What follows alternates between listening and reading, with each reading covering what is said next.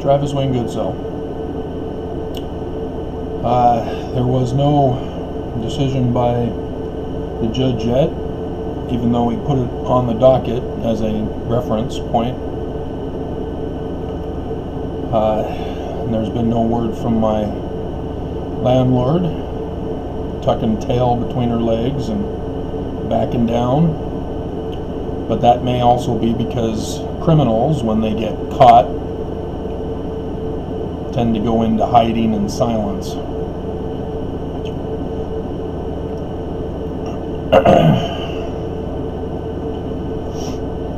The last time she attempted this,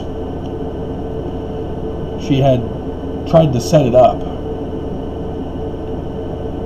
and she again tried to set it up for this one, as I recognized. So she's got a modus operandi, an MO. And so last time, Percy was removed from the building after it was made mention to the court in the case. So we'll see if they respond on this one, as they should have known that that's what I would be doing, is notifying the court. The court case is not done yet, but it does confirm what I've been telling you. They want me dead, and they will fully retaliate on all aspects of my life. As this week alone, we had that incident where tons of thumbs down just appeared one morning. When I came back to do the video on how Mormons are evil, they just disappeared. And then I did the email to the judge, and then later that day, the eviction. So,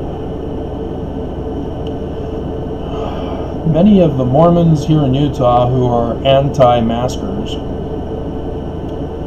use as their justification, we're getting too much confusing news,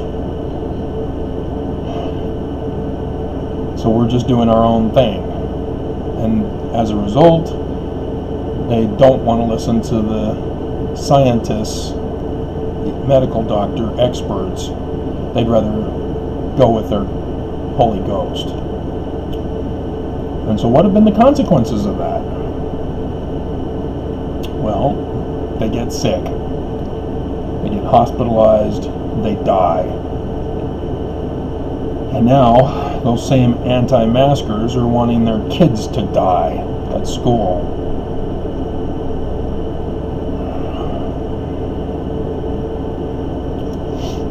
It's interesting how Mormons will think that the word of wisdom means that they can't have Mountain Dew. And so they'll impose, as they do at BYU, a forced compliance to not sell Mountain Dew from the school in the vending machines. And so an underground movement has to sell it.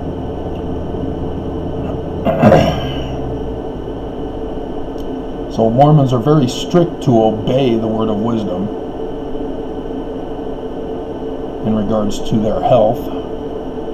And yet for a virus that has escalated to a pandemic, Mormons all of a sudden want to dismiss health advice, as if the Mormon God does not want them to drink tea and coffee and alcohol, but he's okay with them getting sick and dying from a virus.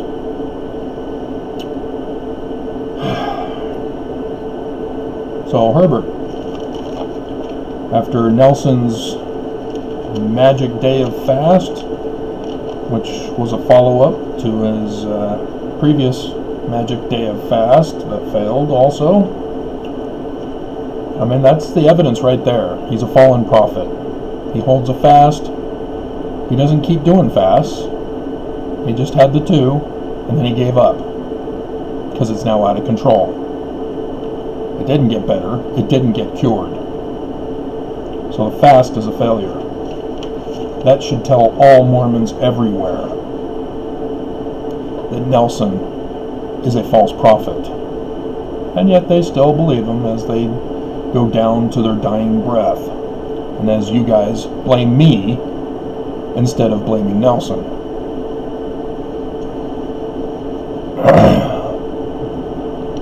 On the 1st of May, Herbert decided to open up the government. It was mostly in southern Utah where he started it, because they were the Confederates demanding to be free agents to go around killing people with their breath. And so, previous to that time, it was necessary to prove to Utah that he could open up the government.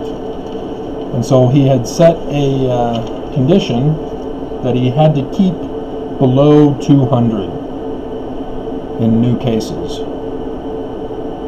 And so as a result, he was able to do that.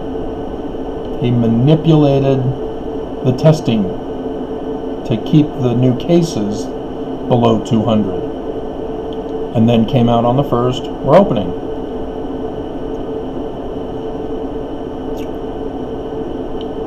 There were some periods, some days, where he was able to test up to 5,509 on the 25th of April. And we had 166 new cases. And then on other days, he only tested 689, as we only had 49 cases. I'm not sure why on that day. That was a Tuesday. I guess family home evening got in the way. And so on the 1st of May, we had 4,828 cases of coronavirus in Utah. And only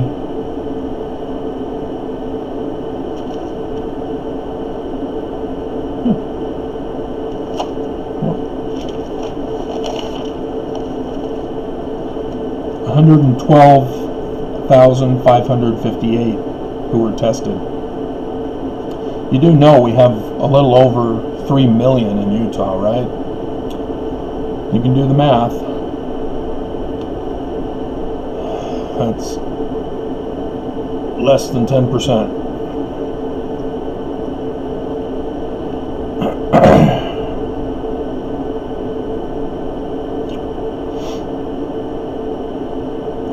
And so by the 15th, he wanted to open up everything. And so he kept the number below 200, had a couple of close days, 194 on the 3rd, 195 on the 8th. So he had to do some number manipulation on the testing to keep that below 200. But by the 15th, he was able to claim that, yep, we did it. So only 6,913 new cases, so an additional 2,100 something, or less than 100, with 163,218 tested. And we're still less than 10% tested in Utah. He knew you need to test everybody. You don't just test when people feel like they have symptoms. And you definitely don't send them home on their honor to quarantine themselves. supposed to be quarantined in the hospital until they can have 3 negative tests.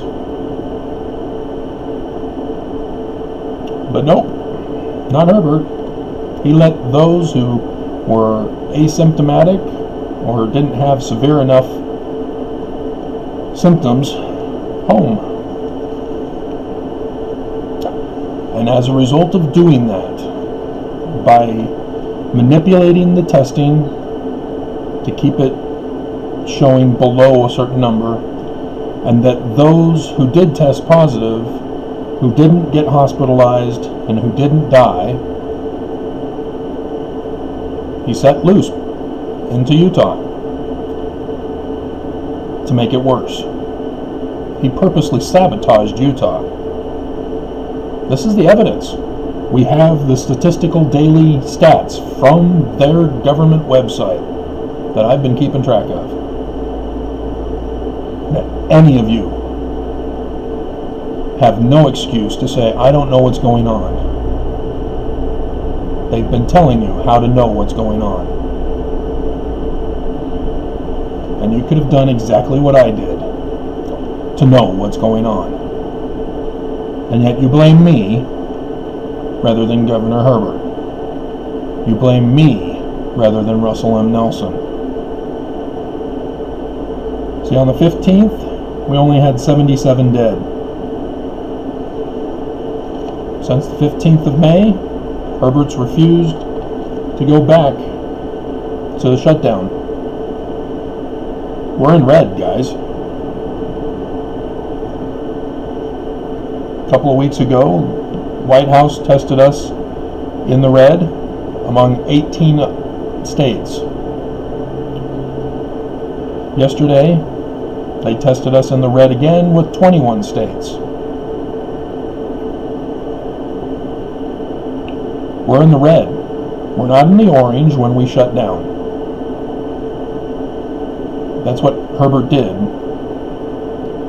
in the beginning, in March. He shut us down because we were in orange level.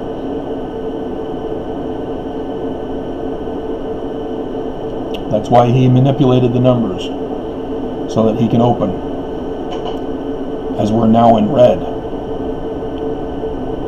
And that's only from what's been tested. Remember, we still have over 10,000 now Utahns who have tested positive, who are roaming our streets, spreading it, making it worse.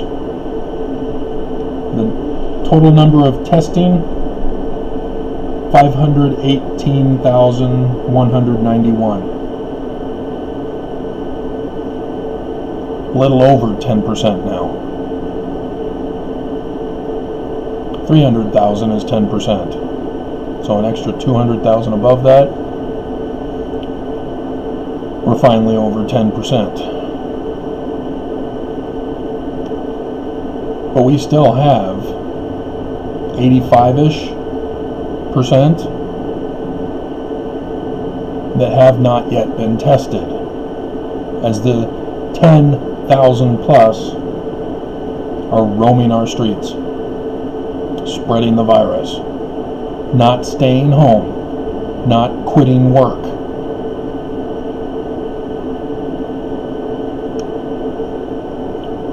Today's the unemployment numbers again. People aren't getting money anymore. People aren't going to be able to pay for things. Food, shelter. So it's not just me that people are trying to evict. They're coming after you. This is a genocidal extermination, guys. And you want to blame me rather than the people in charge who are causing it. What they're doing to us is an act of treason, using a virus as a weapon of mass destruction.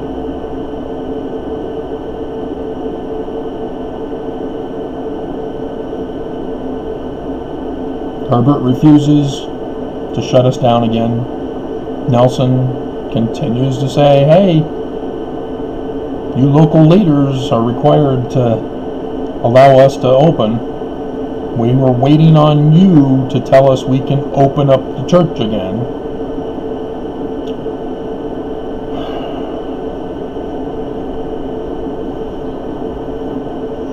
And yet you blame me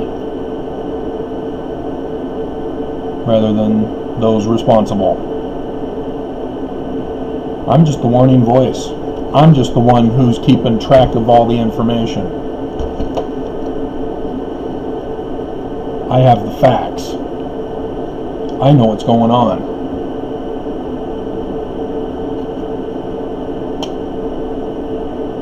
So, yeah, I'll be informing the judge about these specific facts that Herbert is ignoring to show how he's escalated the problem. If I don't get a response concerning my residency status, I've got other people checking in on it to see if they can find out what's going on, whether they're in purposeful hiding for shame or whether they're just refusing to budge, and that they're still planning on evicting me despite being a bad decision because they were under orders of the lawyers for the church. So we'll see. It's just unbelievable. You know, before I'm talking about Mormon doctrine and how Mormon doctrine condemns Mormons, and Mormons blame me rather than blaming the church. This is a pattern of behavior of Mormons, and it's a very angrifying, infuriating,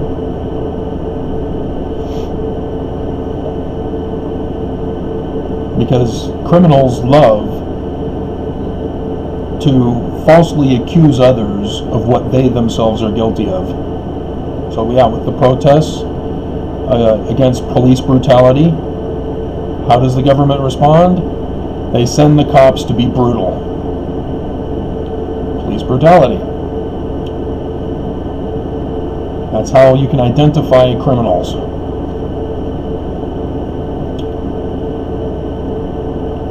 That's what they did here. I had previously